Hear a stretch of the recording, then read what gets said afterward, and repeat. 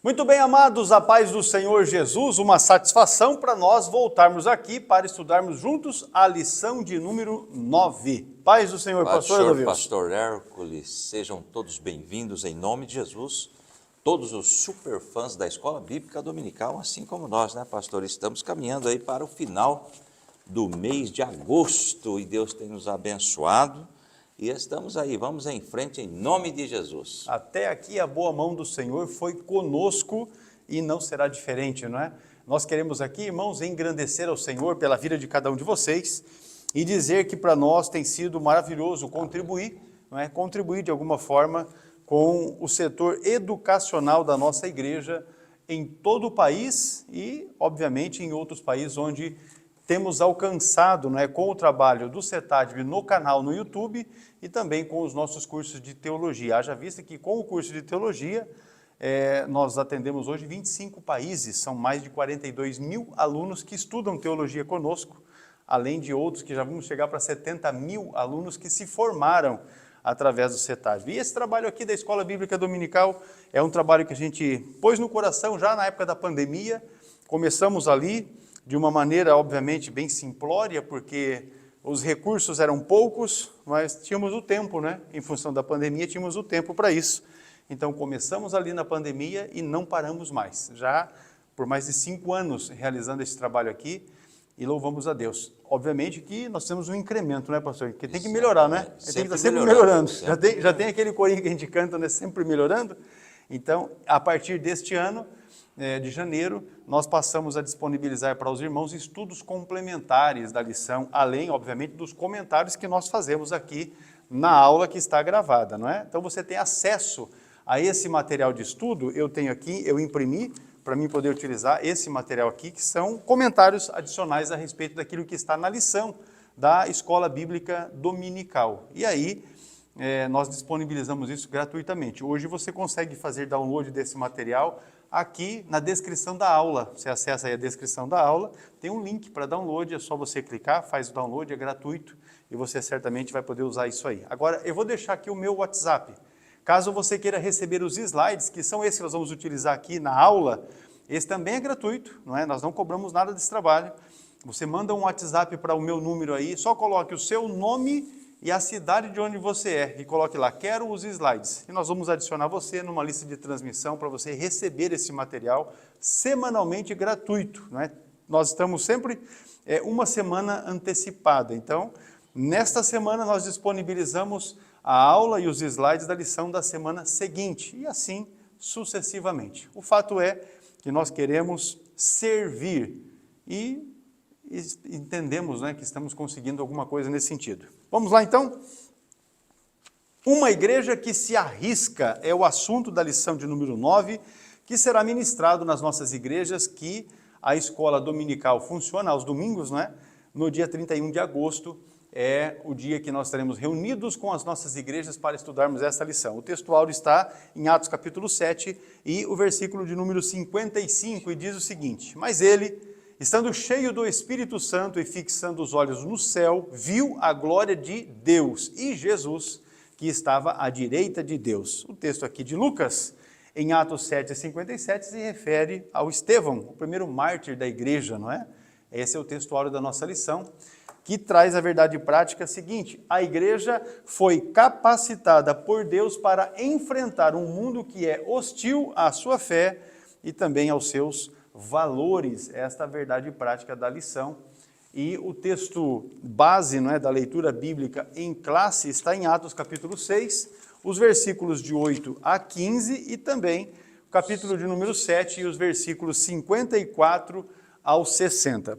Para não deixar aqui ficar o contexto, não é, pelo menos o contexto imediato perdido, a nossa sugestão é que os irmãos façam a leitura de Atos capítulo 6, que trata exatamente da instituição dos diáconos, quando Estevão, que é o personagem aqui da nossa lição, foi eleito um dos diáconos, e também o texto de Atos capítulo 7, que é a própria defesa de Estevão, a mensagem, não é, que ele anunciou ali enquanto estava para ser martirizado. Então, está aí, meus irmãos, a nossa dica, Atos capítulo 6 e 7, para você estabelecer contexto imediato para melhor entendimento do conteúdo proposto nesta lição. Vamos lá, nesta lição, a de número 9, nós vamos elencar os desafios enfrentados por Estevão ao ter a sua fé questionada, e com isso reflete na experiência da igreja hoje. Você vai verificar então os desafios que Estevão enfrentou e como isso reflete na nossa experiência como igreja atualmente. Também nós vamos mostrar a defesa da fé feita por Estevão e a sua aplicação para os cristãos na atualidade. E ainda vamos aqui refletir sobre o martírio de Estevão e a importância da perseverança, bem como da fidelidade à missão da igreja. Agora nós vamos, irmãos, tem mais um detalhe, né? A CPAD está sugerindo aí os hinos 418, 509 e 515 para o devocional desta escola dominical, que são hinos da nossa harpa cristã, o hinário oficial da Assembleia de Deus, que faz alusão ao tema proposto nesta lição. A palavra-chave é martírio, a palavra-chave da lição, e o pastor Adovilson já trouxe aqui uma definição para nós a respeito da palavra martírio. Muito bem, a palavra aí é martírio. Eu escrevi aqui segundo a etimologia. O que é etimologia? É a parte da linguística que estuda a origem e o significado das palavras, né? Se ela vem do hebraico, do grego, do latim, enfim. Segundo a etimologia, a palavra martírio vem do grego martirion, que significa testemunho. Pelo latim eclesiástico, martírio significa sofrimento e suplício de mártir. E a palavra mártir significa testemunha. No contexto cristão, são pessoas que sofrem perseguições e até mesmo a morte por testemunharem a respeito de Cristo. Os mártires preferem sacrificar suas vidas do que negarem ao Senhor. Atos capítulo 7, 59 e 60. Ainda do ponto de vista cristão, particularmente no contexto do Novo Testamento, o mártir é aquele que preferiu morrer a negar a sua fé. Por acreditar na veracidade da palavra revelada, leva até as últimas consequências a sua missão. O mártir é aquele que morre, né? Que morre defendendo a sua causa. Então, este é o assunto hoje da nossa pré-aula da lição de número 9. Muito bem, está aí a definição da palavra-chave. Você vai encontrar no material adicional um estudo sobre o textuário da lição. Nós fizemos um estudo ampliado a respeito do textuário, também a respeito da leitura bíblica em classe, são 2 perícopes, conforme já anunciamos, e também esta definição a respeito da palavra-chave martírio, que certamente deve acrescentar para ti alguma informação a respeito dos temas que estão propostos aqui. Na lição de hoje, nós vamos conhecer um pouco mais sobre a vida de Estevão, não é? Conforme já disse, um dos que foi eleitos como diácono da igreja, ali da primeira igreja, da igreja nascente, Atos capítulo de número 6, estudo que nós já fizemos na lição anterior.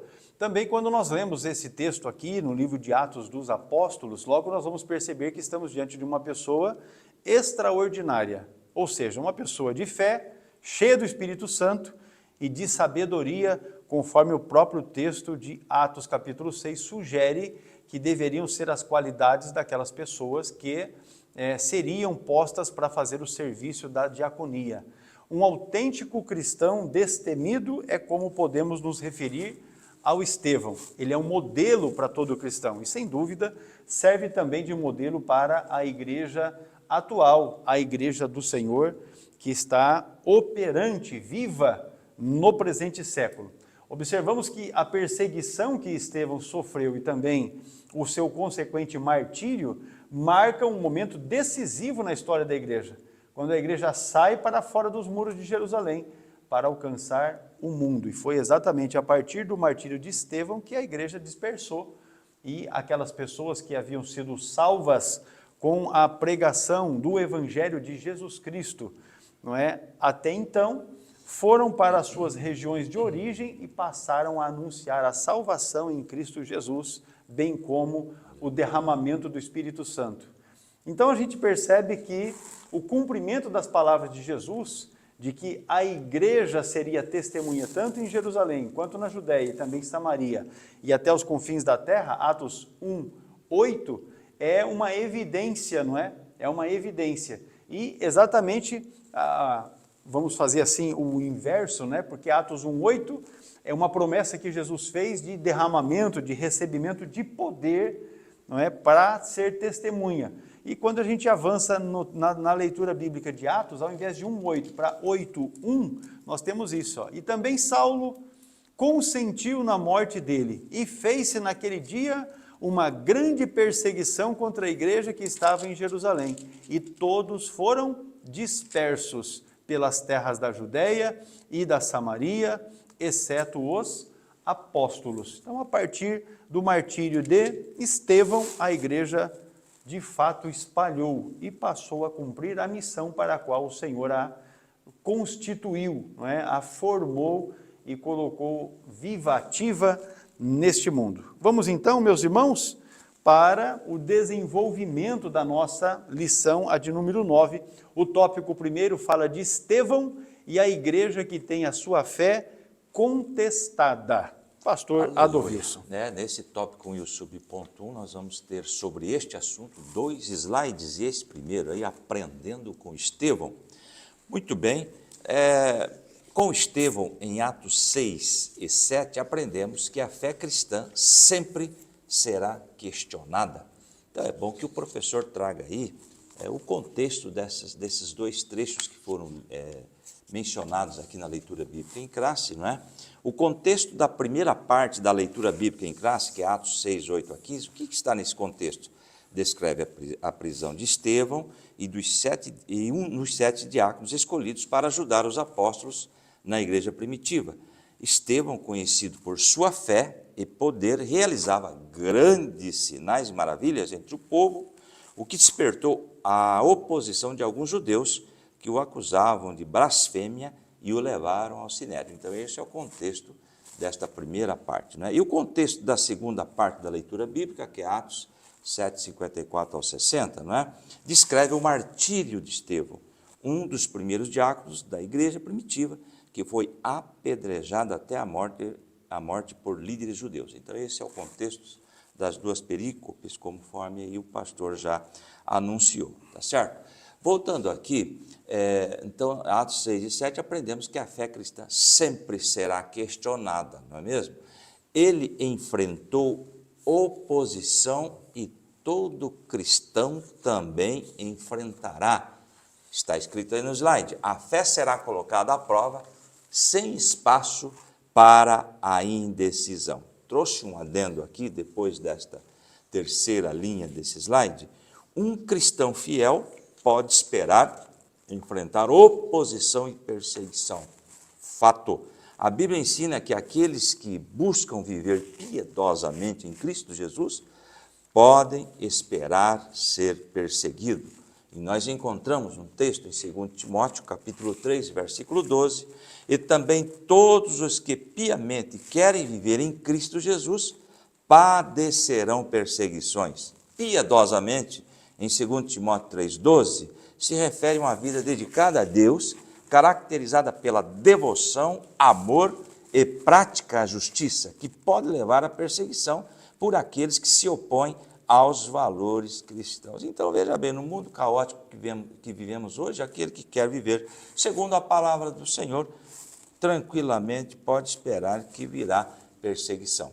Voltando aqui para o slide, nesse texto que o pastor deixou destacado em verde, além disso, Estevão nos ensina que todo cristão deve saber, olha aí, deve saber defender a sua fé. Nós temos aí uma palavra, não é? Apologia, ou fazer apologia.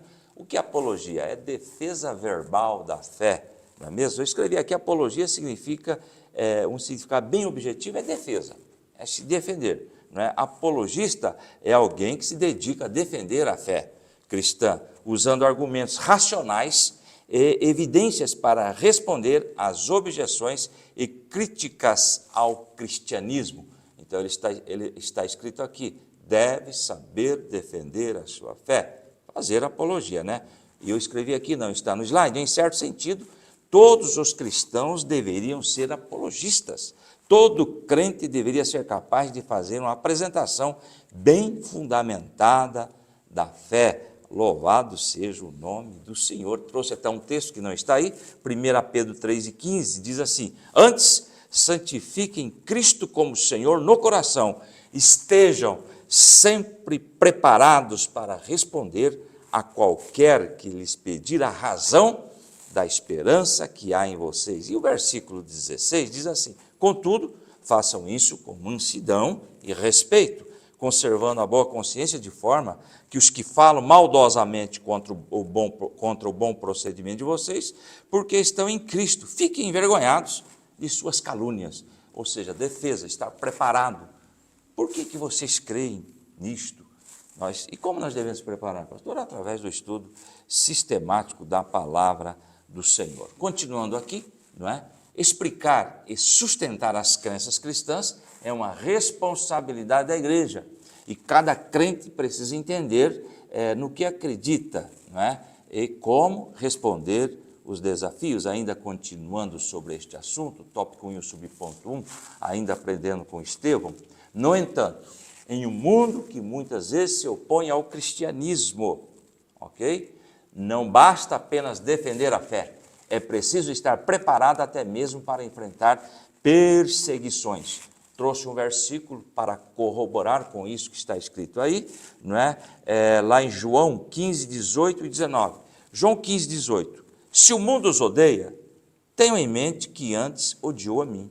E o versículo 19 de João 15. Se vocês pertencem ao mundo, ele os amaria. Se vocês pertencessem ao mundo, ele os amaria, como se fossem dele. Todavia, todavia vocês não são do mundo, mas eu os escolhi tirando-os do mundo, por isso o mundo os odeia. Então veja bem essa colocação extremamente importante. Aquele que quer andar segundo os ditames da palavra de Deus, segundo os seus oráculos, sofrerá sim perseguições, porque não pertencemos ao mundo.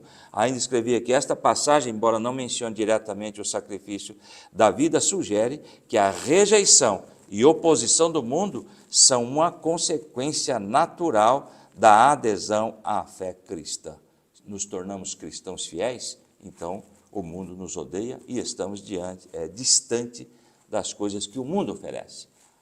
Nesta colocação que o pastor fez aqui agora, sobre Estevão, é um exemplo de coragem, mostrando que tanto o cristão quanto a igreja devem estar dispostos a permanecer firmes, mesmo que isso signifique perder a liberdade ou até a própria vida.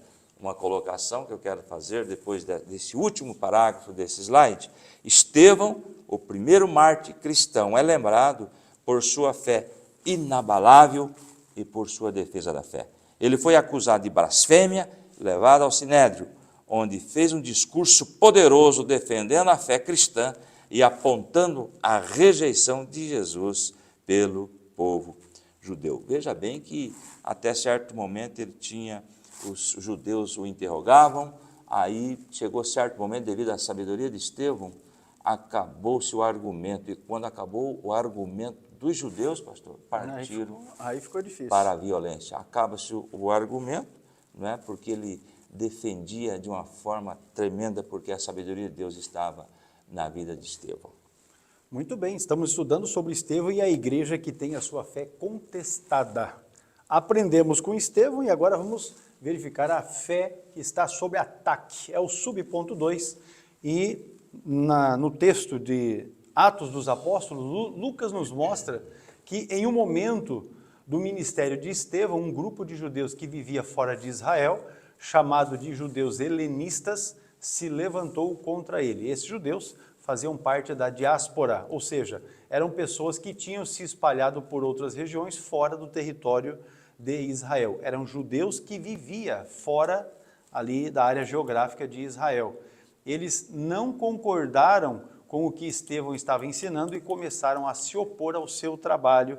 Você lê isso em Atos capítulo 6, o verso de número 9, que diz assim, e levantaram-se alguns que eram da sinagoga chamada dos libertos e dos sirineus, e dos alexandrinos, e dos que eram da Cilícia e da Ásia, e disputavam com Estevão. Então você percebe que era grande a oposição que este povo estava fazendo àquilo que Estevão estava pregando, a mensagem que ele estava anunciando. Esse levante que nós vemos aqui em Atos 6:9 aconteceu logo após Estevão fazer, conforme diz o texto de 6 e 8, sinais, prodígios e grandes maravilhas, porque o texto diz: e Estevão, cheio de fé e de poder, fazia prodígios e grandes sinais entre o povo. Então, porque ele fazia grandes sinais e maravilhas entre o povo, essa gente se levantou, até porque certamente eles passaram a perder espaço, não é? Relevância, importância, e aí a arma que eles tinham era exatamente atacar. É interessante nós observarmos que o verbo grego que é usado aqui, anistemi, com o sentido de levantar, é o mesmo verbo que Marcos utilizou quando disse que houve testemunhas falsas que se levantaram para acusar Jesus, e isso o texto que está em Marcos capítulo 14 e o versículo de número 57. Agora, perceba, meus amados irmãos, que anteriormente Cristo já havia sido atacado durante o seu ministério terreno, e agora o ciclo estava se repetindo, estava se fechando em torno daqueles que o seguiam. A fé cristã sempre será alvo e objeto de ataque. Se a igreja é verdadeiramente cristã, sempre haverá algum levante. Nós deixamos isso destacado no slide, para que os irmãos tenham a condição de frisar esse aspecto. Se a igreja é verdadeiramente cristã, porque tem igreja que está estabelecida apenas como um negócio, um meio de vida. Infelizmente, é a realidade que você vai observar pelos escândalos que a mídia, de um modo geral, está apresentando atualmente. Você observa aqui igrejas que foram constituídas apenas para que os seus líderes tenham um padrão de vida elevado, o que é, de fato, um absurdo. Isso nós observarmos ainda o contexto daquilo que nós já temos estudado até aqui, nesta lição do terceiro trimestre, a gente observa exatamente que não era a realidade da igreja em Jerusalém. Nesse episódio aqui, de Atos capítulo 6, deste levante, não é?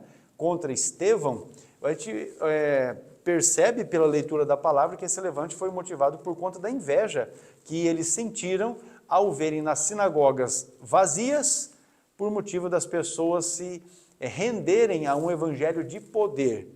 Uma igreja bíblica sempre estará sob ataque e terá a sua fé contestada. Veja só, Lucas registra que se levantaram contra Estevão judeus helenistas, da sinagoga dos libertos, de Cirene, de Alexandria, da Cilícia, da Ásia, e o verbo que está aqui, conforme disse, que também está em Marcos 14, 57, ele é utilizado para descrever falsas testemunhas, aqueles que se levantaram contra Jesus e que agora se levantavam contra Estevão. Então você observa um padrão bíblico. O mesmo espírito que se opôs a Jesus Cristo, agora se opõe também aos seus servos. Lá, no início da igreja nascente, se opuseram aos apóstolos, depois àqueles que eram os discípulos dos apóstolos, e isso se repete na igreja atualmente. É o mesmo levante, é o mesmo modus operandi,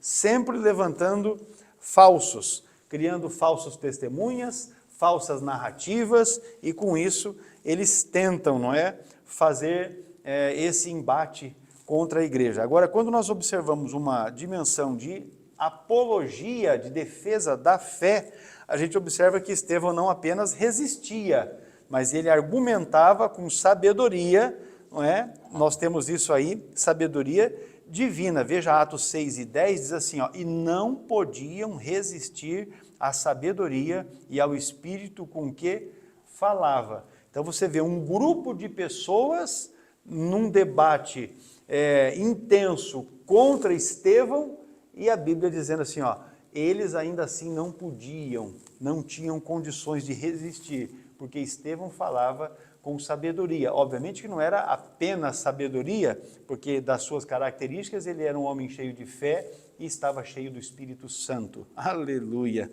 Isso é um grande diferencial, não é? Então você observa que nesse aspecto a promessa de Jesus, ela estava já se cumprindo, né? Lucas 21:15, o texto bíblico diz assim, ó: porque eu vos darei boca e sabedoria a que não poderão resistir, nem contradizer todos quantos se vos opuserem. Isso é promessa de Jesus em Lucas capítulo 21, versículo 15, enquanto ele estava proferindo o sermão profético. Então a palavra, ela se cumpre. Agora, se nós observarmos nessa visão de mundo que faz a alusão a confronto, olha só, o embate não era apenas sobre a interpretação da lei, mas sobre a identidade de Jesus como Messias e sobre a autoridade da nova aliança. Por isso, nós já nos referimos aqui da importância e da necessidade de conhecermos a palavra de Deus, de estudarmos a palavra de Deus de forma sistemática, para quando a sua fé for colocada em questionamento,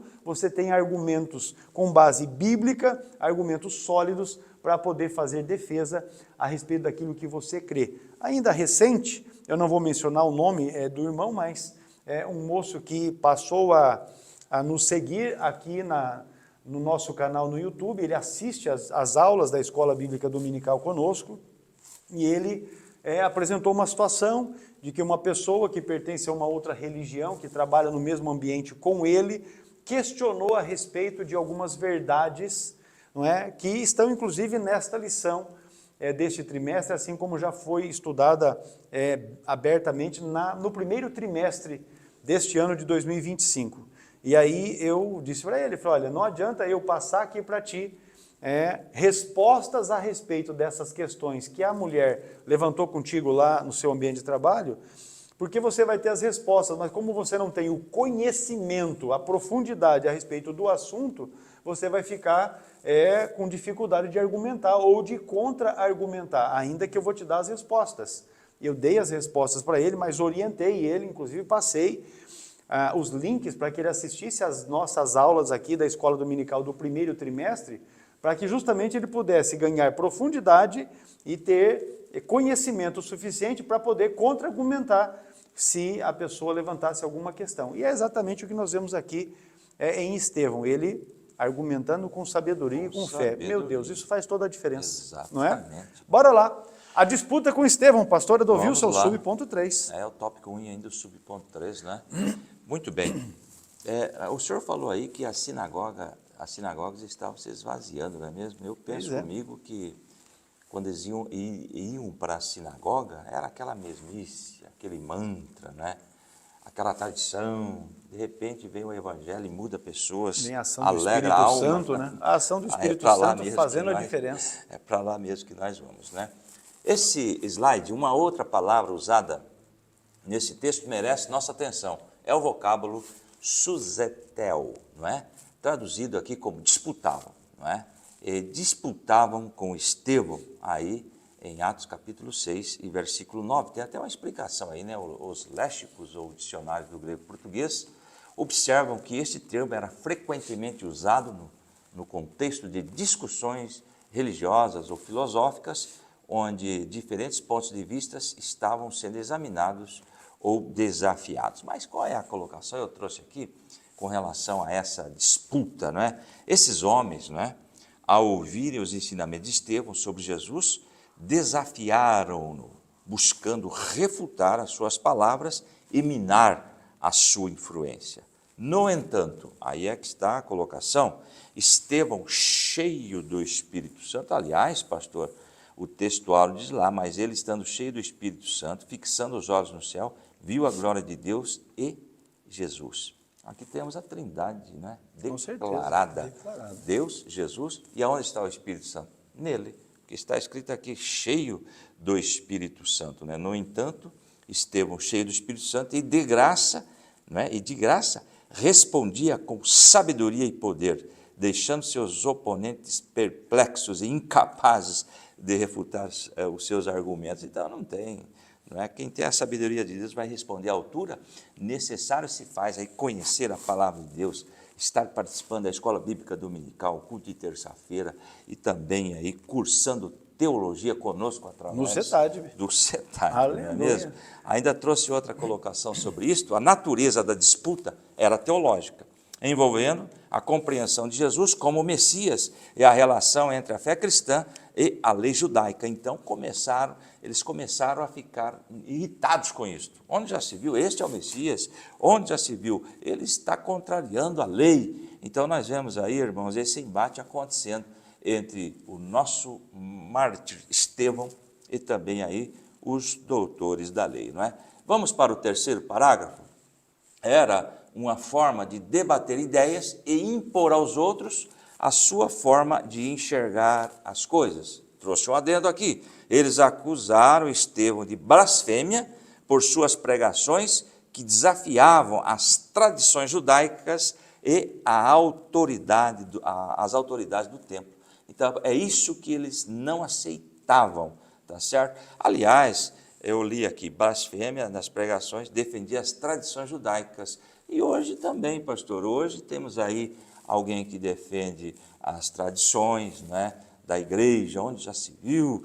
Nós temos as tradições como ensino de Deus também. Aliás, isso está acontecendo nos dias de hoje, não é? Estão aí dizendo que a igreja está acima da Bíblia e também estão comparando aí, fazendo colocações nas tradições, e também quem só pode interpretar a Bíblia é o clero, né? Eles que têm esse poder. Então isso está acontecendo nos dias de hoje aí, de forma aí que aconteceu também no passado. Enfim, vamos lá mais adiante, o último parágrafo. Em outras palavras, os judeus helenistas não estavam simplesmente discutindo com Estevão, isto é, batendo boca, mas procurando a todo custo sobrepor sua cosmovisão através de uma narrativa bem construída. E eu trouxe aqui, né, os judeus helenistas, ao ouvir a palavra de Estevão, sentiram-se desafiados e reagiram com hostilidade, levando ao conflito que resultou em sua morte. Eles pensaram, não temos como responder esse menino aí, então vamos partir para a violência mesmo, vamos acabar vamos matar ele. Com essa história aí. É isso mesmo. Acaba-se o argumento, apela-se para a violência. Muito bem, qual o motivo, irmãos, quando você lê esse texto, faça conforme a gente sugeriu, leia Atos 6 e 7, porque 6 e 7 estabelece todo um contexto, e aí você vai entender bem fácil. Por que esta oposição, por que esta pressão, essa perseguição a Estevão? Primeiro, por inveja e também por resistência ao Evangelho, né? Atos 6 e 8 nos fala disso. Agora veja um princípio histórico que nós vemos aqui nesse texto. Está registrado no seu material de apoio, tem essa observação aí. Uma igreja viva atrai pessoas para Cristo. Aleluia. E por consequência, provoca a reação daqueles que perdem influência religiosa.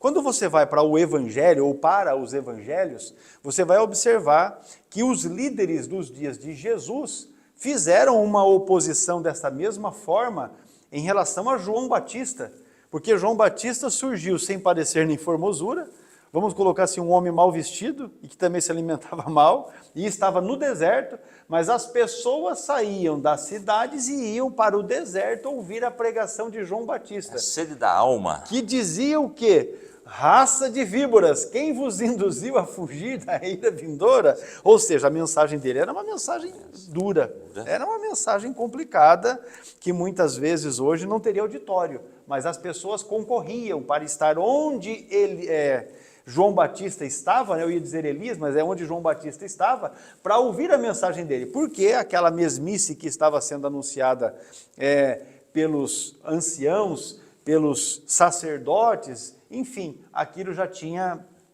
dado, né? Já estava gastado aquela história. Agora veja aqui uma aplicação que nós temos. A perseguição nem sempre vem de fora. Muitas vezes ela nasce dentro do ambiente religioso formal.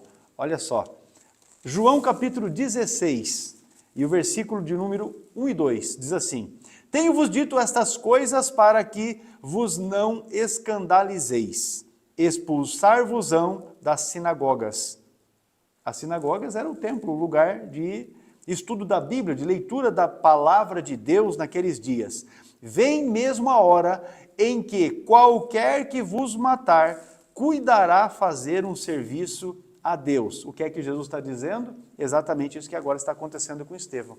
Os camaradas, eles vão expulsar da sinagoga e eles vão matar vocês, entendendo eles que vão estar fazendo um serviço para Deus. Ou seja, Jesus já havia dito, já havia anunciado que esse negócio aconteceria, não é? Vamos lá, o subponto 4, a falsa narrativa. E aqui, meus irmãos, é algo que tem a sua completude para o tempo presente. A igreja sempre teve de lidar, tanto no passado, como está tendo que lidar agora, e combater falsas narrativas. Nos dias de Jesus, ele próprio, o Senhor Jesus, foi acusado de enganar o povo. Vamos voltar no evangelho que João escreveu, capítulo 7, e o verso de número 12, diz assim, ó, e havia grande murmuração entre a multidão a respeito dele. Diziam alguns, ele é bom, e outros diziam, não, antes engana o povo. Isso a respeito de Jesus. Quando Jesus ressuscitou, criaram uma narrativa falsa de que o seu corpo havia sido roubado pelos discípulos, que é alguma coisa que se divulga, inclusive até hoje, né, especialmente em meios que não são cristãos, não é? Se defende, né, esse pensamento. Diz mentira, o texto de, né? Mateus Criaram 28, 13. mentira. Assim como tem hoje, né? A turma fala mentira e tem uma situação que diz que quando você repete uma mentira muitas vezes, ao ouvido daqueles que ouvem, em algum momento ela passa por ser verdade. É mais ou menos o que acontece hoje. Olha só, Mateus 28, 13 diz assim, ó, dizei, vieram de noite os seus discípulos e dormindo nós o furtaram. Se você ler o texto a partir do versículo 11, vai falar a respeito da mentira dos judeus. Vou ler, 11 a 13. E quando iam, eis que alguns da guarda, chegando à cidade, anunciaram aos discípulos dos sacerdotes, aos principais dos sacerdotes, todas as coisas que haviam acontecido. E, congregados com eles os anciãos, e tomando conselho entre si, deram muito dinheiro aos soldados, ordenando, dizei, vieram de noite os seus discípulos e dormindo nós o furtaram. Quem é que fez isso? Toda a liderança, podemos dizer assim, religiosa daqueles dias.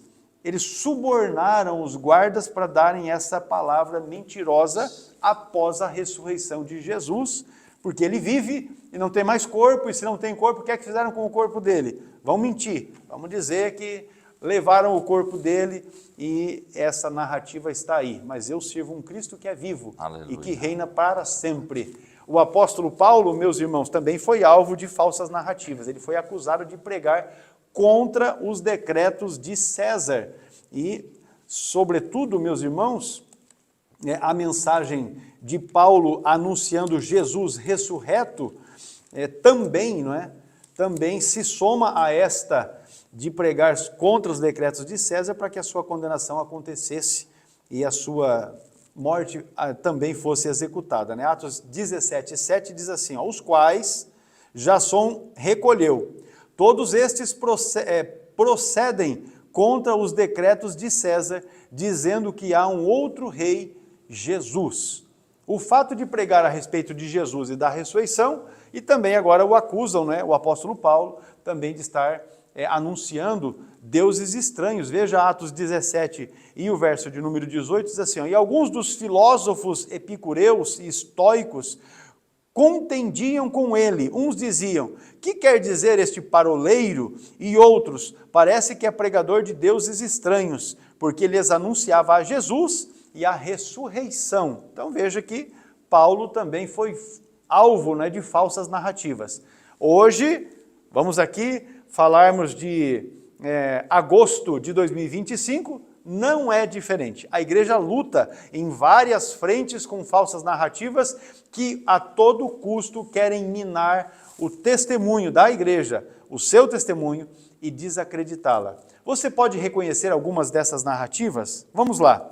Contra Jesus ele foi acusado de enganar o povo, ele foi acusado de expulsar demônios pelo poder de Beelzebu e também de planejar a destruir o templo. Você vai ler isso, João 7,12, que eu já mencionei, expulsar demônios por Beelzebu, Lucas 11,15, e a respeito de destruir o templo, Marcos capítulo 14, verso 58. Após a ressurreição, se espalhou a mentira de que os discípulos haviam roubado o seu corpo. Eu já li aqui o texto, de Mateus, né, capítulo 28, verso 13. Agora, contra Paulo, nós temos aí estas que estão na sua lição. O fato de ele ser acusado de pregar contra a lei, esta eu não mencionei, mas vamos mencionar aqui, Atos 21 e 28, o texto bíblico diz assim, clamando, varões israelitas, acudi, este é o homem que por todas as partes ensina a todos contra o povo e contra a lei e contra esse lugar, e demais disto introduziu também no templo os gregos e profanou este santo lugar. Tudo falsa narrativa com a intenção de prejudicar Paulo, seu testemunho e a sua mensagem. Hoje as narrativas continuam, preste atenção nisso aqui, acusam a igreja de intolerância quando ela prega santidade. Afirmam que milagres e dons cessaram para desacreditar o mover do Espírito. Isso tudo, meus irmãos, do próprio meio cristão, tá? Aí distorcem a mensagem de prosperidade bíblica, reduzindo apenas a ganância material. Ou seja, a ideia de disseminar a ideia de que a prosperidade bíblica tem a ver tão somente com dinheiro, muito dinheiro, quando isso não é verdade. Aplicação para isso: uma igreja que se arrisca não teme ser mal interpretada, mas vive de modo a que a sua integridade desminta as falsas narrativas. A leitura que eu faço aqui é a primeira epístola de Pedro, e o capítulo é o de número 2, e o versículo o de número 12. Primeira de Pedro, capítulo 2, e o versículo de número 12, a Bíblia diz assim: tendo o vosso viver honesto entre os gentios, para que, naquilo em que falam mal de vós, como de malfeitores, glorifiquem a Deus no dia da visitação, pelas boas obras que em vós observem. Amém. Ou seja, continue anunciando o Evangelho, continue pregando o Evangelho, vivendo uma vida honesta, pura e de santidade, porque quando chegar o dia da visitação, que Pedro está dizendo aqui, eles vão ter que dar glória a Deus pelo seu proceder, pela maneira como você viveu, como você executou a sua carreira, o seu ministério. E isso, meus irmãos, é incontestável diante do nosso Deus, não é? Olha só, a síntese doutrinária e prática que nós temos deste ponto da lição, quando nós falamos aqui de uma igreja que tem a sua fé contestada. No que diz respeito à cristologia, à doutrina de Jesus Cristo, seguir a Cristo implica participar dos seus sofrimentos, Filipenses 3:10. No que diz respeito à pneumatologia, a doutrina do Espírito Santo, ele nos concede poder e sabedoria para enfrentarmos as contestações da nossa fé, Atos capítulo 6 e o versículo de número 10. No que diz respeito à eclesiologia, a doutrina da igreja, a igreja verdadeira é marcada por ataques, mas também por testemunhos firmes diante deles. No que diz respeito à missiologia, a doutrina da missão, que estuda a missão da igreja, o enfrentamento apologético, ou seja, relacionado à defesa da fé, deve estar sempre aliado à proclamação do Evangelho com amor. Encerrando o tópico primeiro, a fé de Estevão foi desafiada por opositores, mas ele permaneceu firme na verdade. Nós vamos fazer um breve intervalo aqui, e na sequência retornamos, não sai daí, porque está imperdível a nossa pré-aula. Deus abençoe, já voltamos.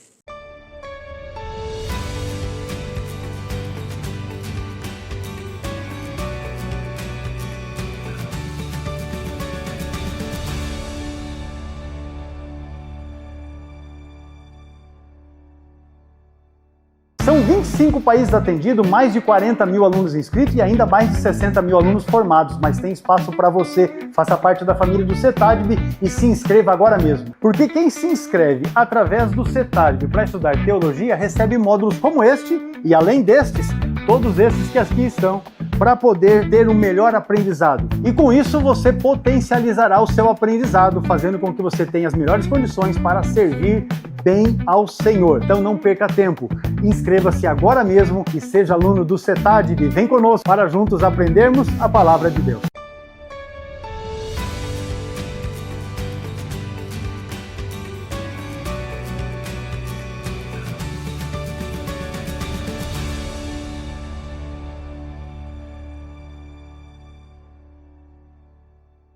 Ô glória, tópico 2 da lição, Estevão e a igreja que defende a sua fé. Vamos lá então.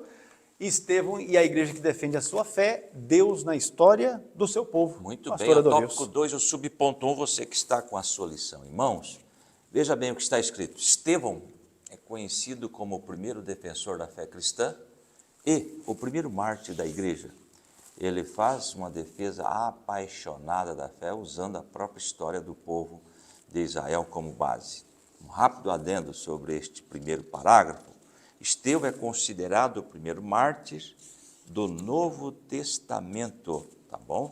Enquanto o Antigo Testamento contém relatos de vários mártires. Isso é importante, que no Antigo Testamento muitos morreram defendendo, né, a sua causa, mas no Novo Testamento nós temos aí o Estevão, né? Estevão é chamado de protomártir no Novo Testamento, é o primeiro, né? Porque ele foi o primeiro mártir da história do cristianismo.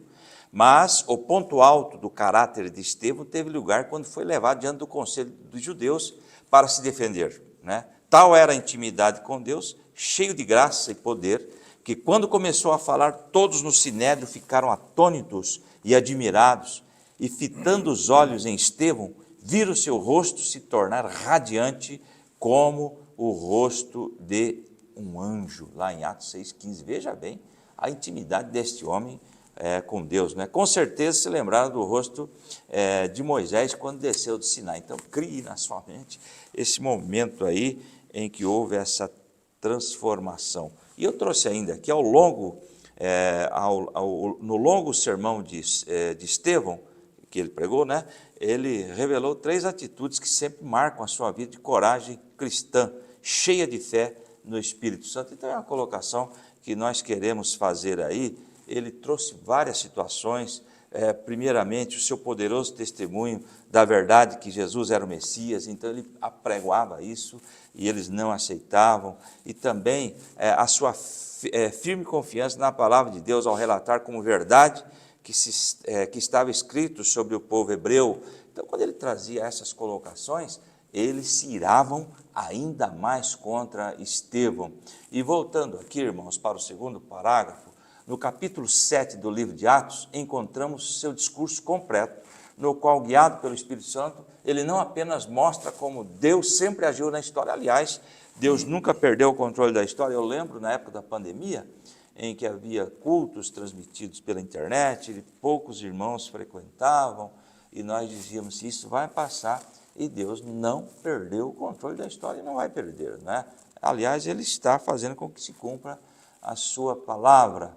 Então, Ele não apenas mostra como Deus sempre agiu na história do seu povo, mas também revela o propósito principal dessa história, provar que Jesus Cristo é o Senhor. E no capítulo 7, se os irmãos lerem, ele vai dar uma aula do Antigo Testamento. Com certeza. Na realidade, ele vai apontar, olha, é ele, é Jesus. Sempre foi, fala, né? de Moisés, enfim, sempre tentando chamar a atenção. Vocês leem e não entendem o que estão lendo.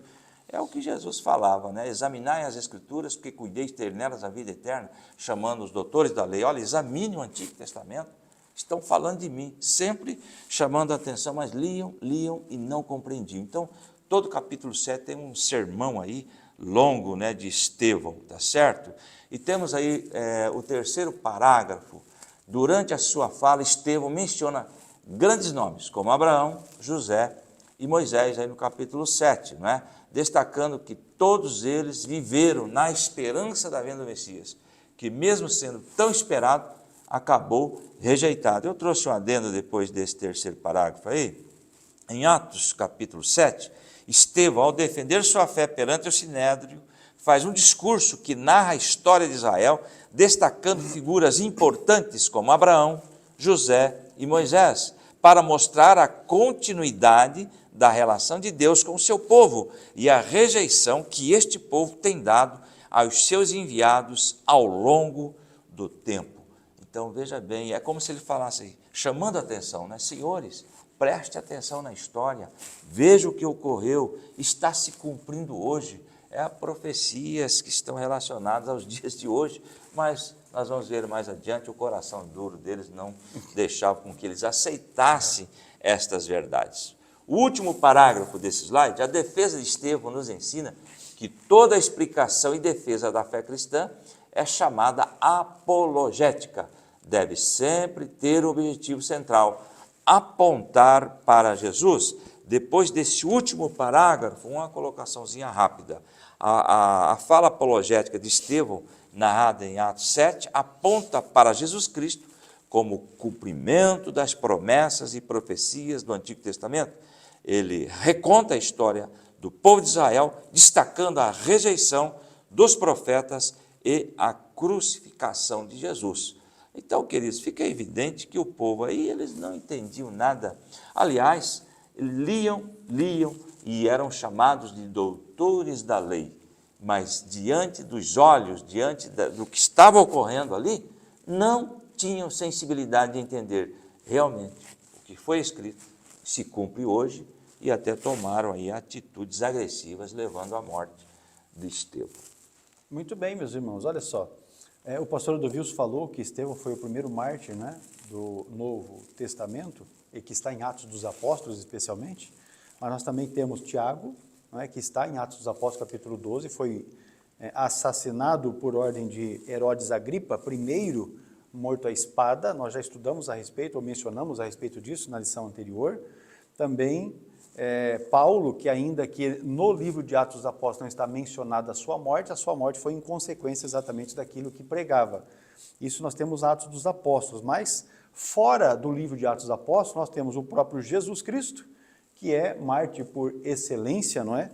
Temos os profetas do Antigo Testamento que foram perseguidos e mortos, você vai observar isso no segundo livro das Crônicas dos Reis, capítulo 36, verso 16, e também Hebreus 11, 37. Nós temos Antipas, a minha fiel testemunha, disse Jesus em Apocalipse 2, 13, que também foi morto, não é? E ainda aqueles que Apocalipse 12 e o verso 11 menciona que não amaram a própria vida até a morte, ou seja, morreram exatamente por confessarem Jesus Cristo como Senhor e Salvador, não é, de suas vidas. Então, somente esse João, é um né, aspecto. Só o apóstolo João que não morreu martirizado, morreu aí de farto morte de dias. Natural. Farto de dias, não é? Vamos lá então?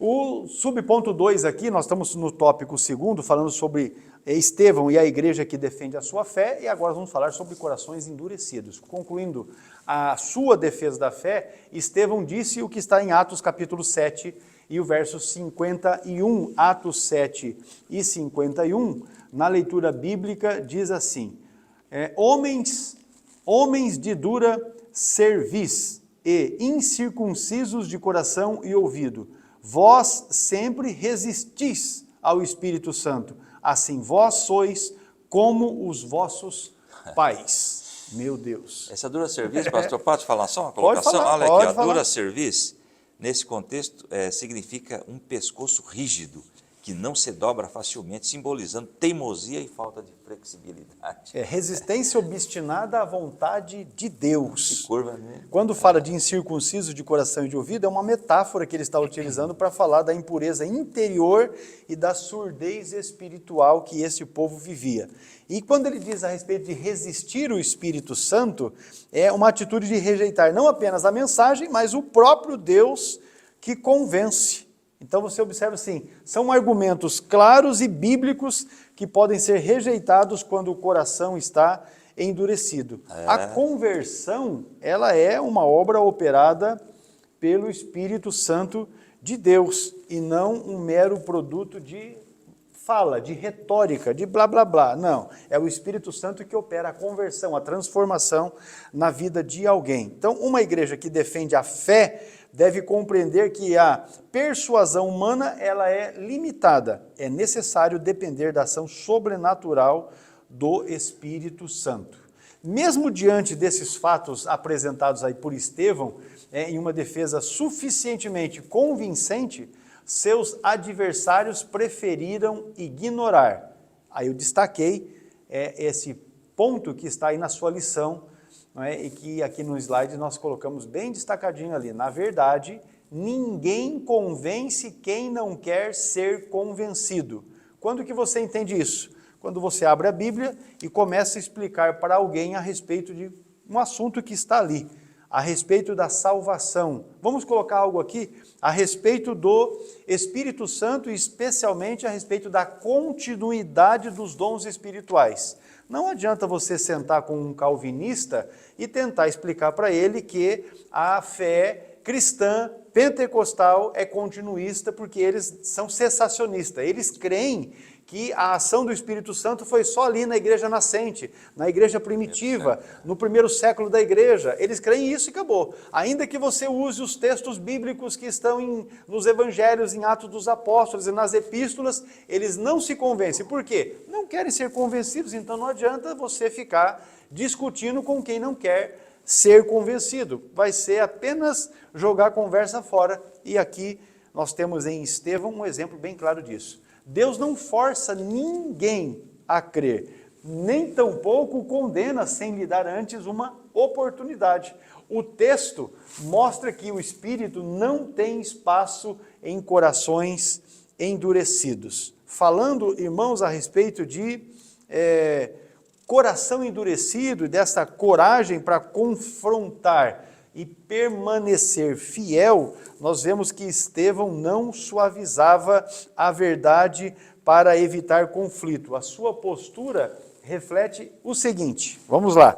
Integridade profética, preste atenção nisso, está no seu material de apoio aí para você poder depois fazer a fixação do conteúdo. Integridade profética tem a ver com dizer o que Deus manda, ainda que custe caro. Vamos pegar o exemplo de Ezequiel, custou muito caro para ele falar aquilo que Deus mandava. Ficou muito caro para Estevão falar o que Deus mandava. Ficou muito caro para Paulo falar o que Deus mandava. Jesus Cristo foi para a cruz exatamente por causa do plano soberano de Deus que ele estava disposto a executar, porque ele nos amou até o fim. Aleluia! Entendeu como é? Isso então, irmãos, é integridade profética, porque tem gente que para ter auditório e para poder receber cachê quando sai para pregar, ele aceita a encomenda da mensagem. Então aí o líder que o convidou disse, olha, você vai vir pregar aqui, mas você não pode falar a respeito disso, nem a respeito disso, nem a respeito disso, não pode tocar nesse tema, não pode tocar nesse assunto, e esse indivíduo está engessando a ação do Espírito Santo. Se o profeta é íntegro de fato, ele vai falar aquilo que Deus mandou que fosse dito. E acabou-se. Outra postura que a gente vê aqui é em Estevão. Ele é disposto ou tinha disposição para sofrer. Olha só, quem é que está disposto a sofrer por causa de Jesus ou pelo Evangelho? Ele não negocia a mensagem para salvar a sua vida. Veja aqui, vamos ler Apocalipse capítulo 12, é uma referência que nós temos na revelação do Apocalipse 12, e o versículo é o de número, deixa eu já achar aqui, Apocalipse 12, o versículo de número 11, diz assim o texto, e eles o venceram pelo sangue do Cordeiro e pela palavra do seu testemunho, e não amaram a sua vida até a morte. Agora, fidelidade até o fim, é uma outra postura que você observa em Estevão. Defende o Evangelho, mesmo ciente de que as suas palavras provocariam fúria mortal. E foi de fato, ele fez uma exposição completamente bíblica, não é? Falando desde a antiguidade até os dias de Jesus, até o derramamento do Espírito Santo, e ainda que a mensagem que ele estava pregando tinha fidelidade à palavra de Deus e aos acontecimentos dos quais ele estava agora testemunhando, não é? Ele não perdeu a sua fidelidade, permaneceu naquilo que é a verdade. Estevão defendeu o Evangelho com sabedoria e coragem, mesmo diante da perseguição. Com isso nós encerramos aqui o tópico 2, mas vamos para um intervalo rapidinho com um recadinho aí do CETADB para você e voltaremos com o tópico terceiro, Estevão e o martírio da igreja. Já voltamos.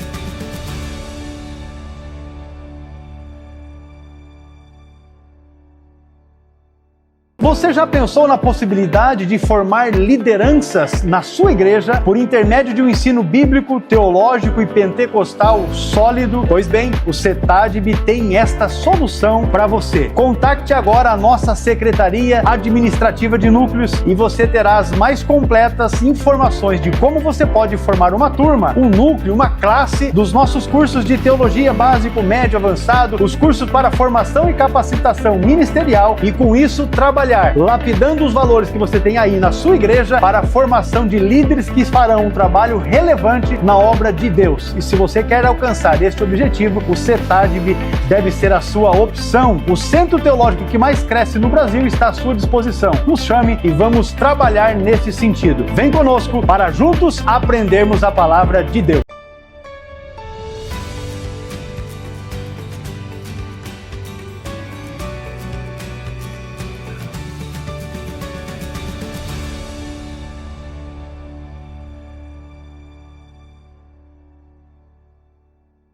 Tópico 3, meus irmãos, Estevão e o martírio da igreja, com o pastor Adolvilson, vamos falar sobre Tópico contemplando 3, a vitória da cruz. Glória a Deus ao tópico 3, né, e o subponto 1. Veja bem o que está aí.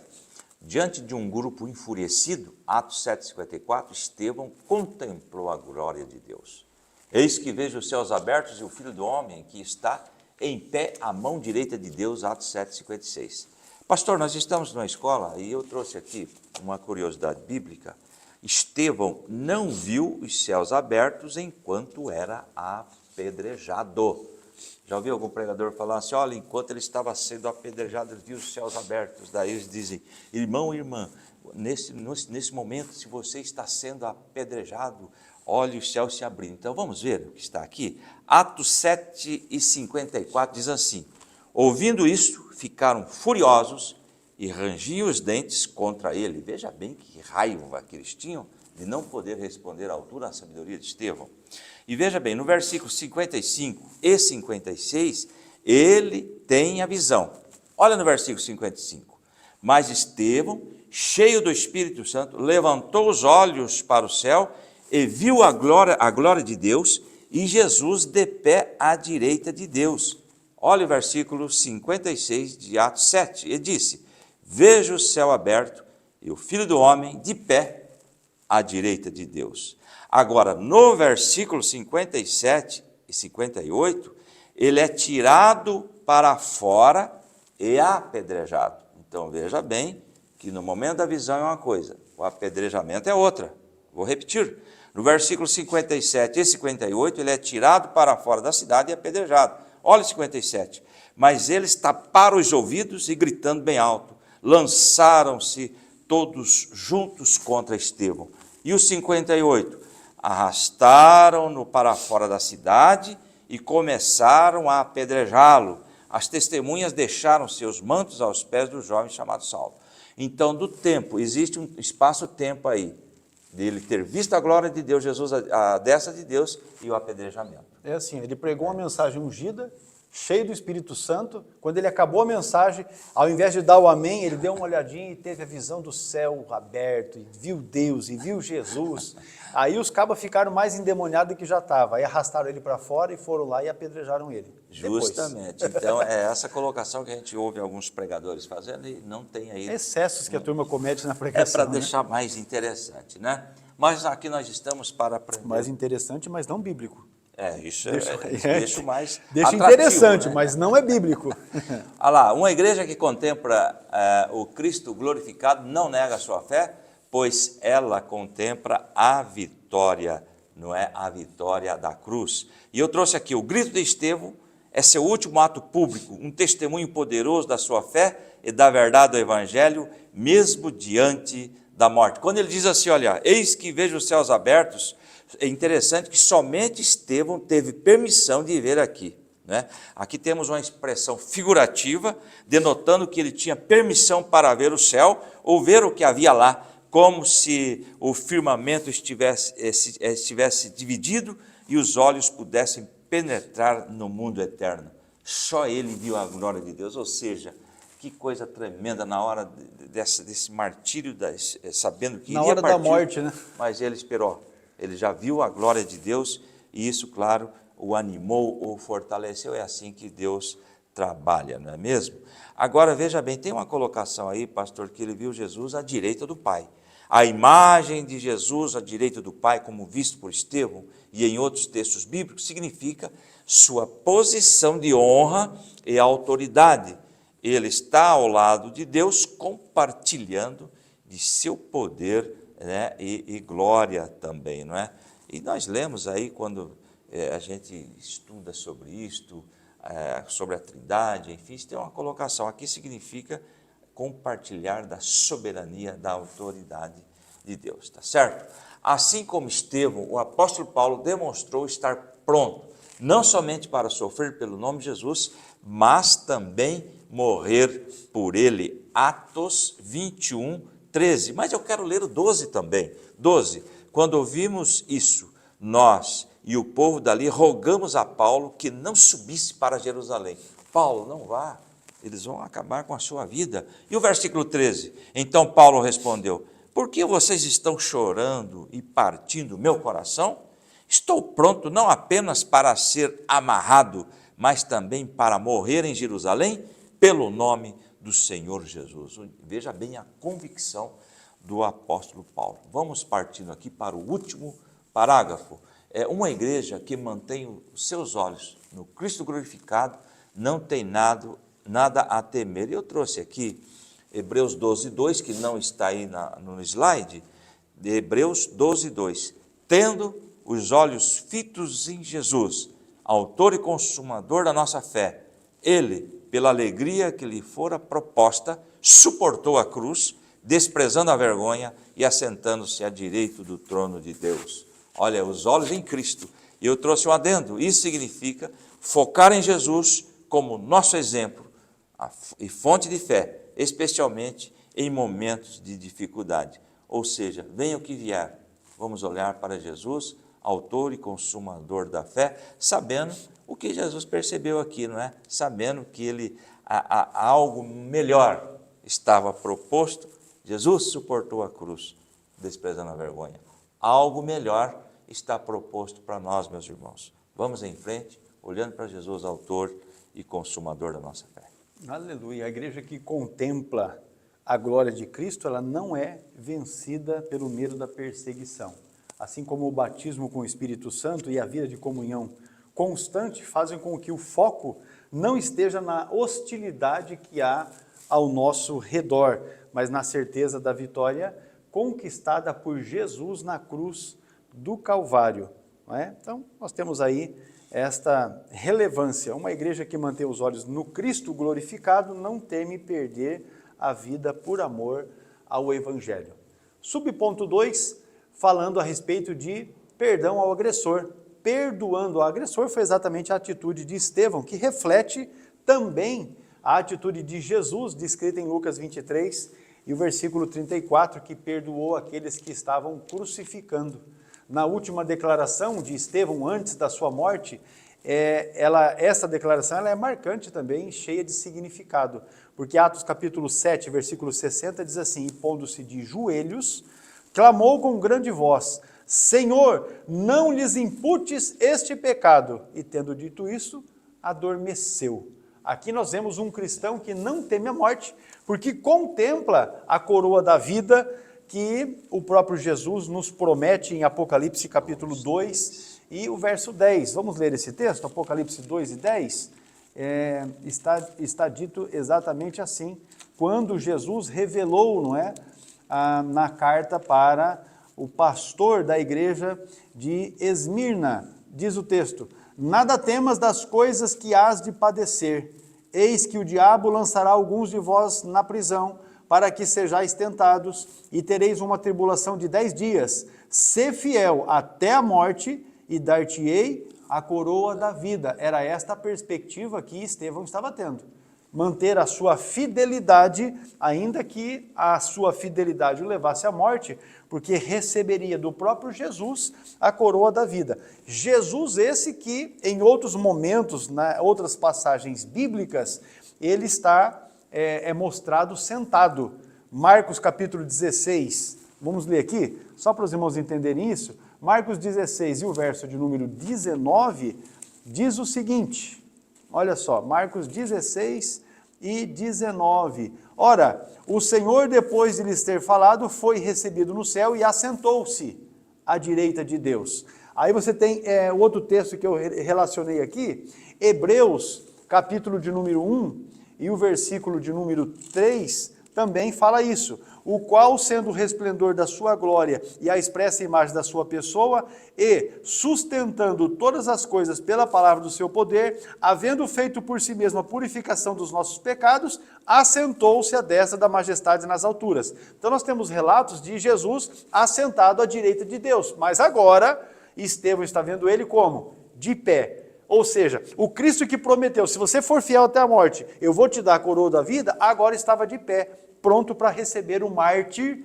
não é? Estevão, e dar a ele a coroa da vida. Percebe a relevância disso, a importância disso? Temos aqui a figura de uma igreja que literalmente se dá pelo perdido e que se sacrifica por ele. Esse deve ser o modelo a seguir. Agora, você depois vai ler isso tudo aí, nós temos um apanhado que nós fizemos aí a respeito desse ponto, a respeito da postura de joelho de Estevão, a respeito da sua intercessão pelo agressor, a respeito de uma visão escatológica que perdoa, ou quem perdoa na hora da morte, entende que a coroa da vida vale mais do que a vingança momentânea. Olha só que coisa rica que nós temos aqui. O martírio não é apenas um testemunho de coragem, mas também proclamação viva da graça de Deus. Uma igreja que se arrisca, deve ser disposta não apenas a suportar o ódio, mas a responder com o perdão. Aleluia! Pois esse é o maior testemunho diante do mundo e o mais difícil de ser refutado. Quando nós falamos do martírio na igreja, ou da igreja, ou de pessoas que são cristãos, crentes, cristologicamente falando, o mártir participa dos sofrimentos de Cristo e será participante da sua glória. Na visão da doutrina do Espírito Santo, a força para enfrentar a morte vem da plenitude do Espírito Santo.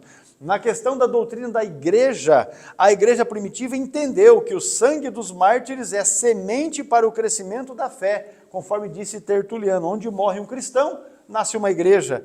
Na questão da missiologia, o martírio de Estevão foi catalisador para a expansão missionária, ou seja, foi um instrumento por meio do qual a expansão da igreja foi potencializado. É isso que vem a ser o catalisador. Agora, vamos para umas conexões aqui. Hoje, em muitos países, o martírio literal ainda é realidade. Recentemente, nós estamos em agosto, recentemente nós vimos a mídia divulgando, cristãos e crentes sendo mortos em algumas regiões lá na África. No Brasil, ele se manifesta de forma moral, social e jurídica, mas o princípio permanece. Devemos permanecer fiel, custe o que custar.